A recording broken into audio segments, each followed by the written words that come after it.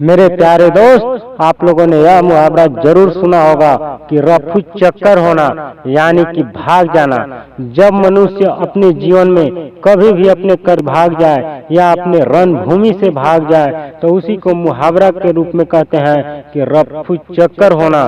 तो अपने जीवन में इस बात का हमेशा ध्यान रखिए कि चाहे कर्तव्य पथ हो चाहे धर्म का पथ हो, अपने जीवन में कभी भी हार मत मानिए, कभी भी भागिए मत, कभी भी अपने जीवन के संघर्ष से मत भागिए। जीवन में यदि संघर्ष करना पड़ रहा है तो उससे भयभीत मत होइए, कभी भागिए मत, क्योंकि जो भाग जाते हैं अपने जीवन लक्ष्य कभी पूर्ण नहीं कर पाते और वे जीवन में इधर उधर भटकते रहते हैं और ऐसे ही जीवन बर्बाद हो जाता है। इसलिए अपने जीवन में इस बात का हमेशा ध्यान रखिए कि कभी भी अपने जीवन में बड़े लक्ष्य और बड़े सपने को पाने के लिए सच्ची लगन और मेहनत के साथ लगातार प्रयास करना होगा। बड़े बड़े महापुरुषों ने अपने जीवन में बड़े लक्ष्य और सपने को प्राप्त करने के लिए कठिन संघर्ष किया।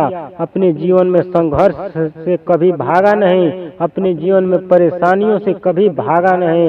वे अपने जीवन में लगातार परिश्रम करते गए और अपने जीवन में अपने लक्ष्य और सपने को अपने आंखों के सामने रखते हुए और लगातार प्रयास करते रहे, तभी जाकर उन लोगों ने अपने जीवन में सफलता की प्राप्ति की। बड़े बड़े महापुरुषों ने पंडित जवाहरलाल नेहरू, भीमराव अम्बेडकर, चंद्रशेखर आजाद, महात्मा गांधी, भगत सिंह इत्यादि महापुरुषों ने अपने जीवन में हमारे देश भारत को आजाद करने के लिए ये लक्ष्य बना लिया था कि हमें देश को आजाद कर लेना है तो कर लेना है।